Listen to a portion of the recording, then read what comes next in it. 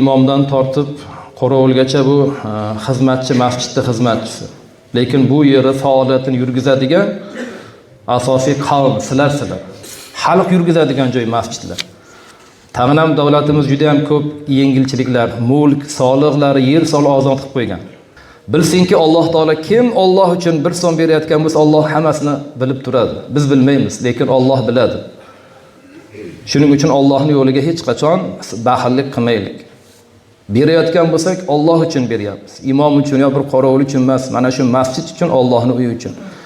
Alloh kalomida Allohning uyini faqat mo'min bandalargina obod qiladi deydi. Demak, obod qilyapsiz, beparvo bo'lmayapsiz, siz mo'minsiz. Alloh sizni Qur'onda mo'min deyapti. Qiyomat kunida 7 ta toifa bor arsh soyasida turadigan. Shundan bittasi qalbida masjidni tashvishi bor inson deyilgan. Qalbini chekkasida masjidim nima bo'lyapti ekan? Masjidim issiqmikan, svet yonib turibdimikan? Hamma joy ishlab turibdimikan deb mo'min odam qalbida bir uyini tashvishi bo'lgandek, masjidda ham tashvish turar ekan. Shu insonlar soya yo'q kunda arsh soyasida turar ekan.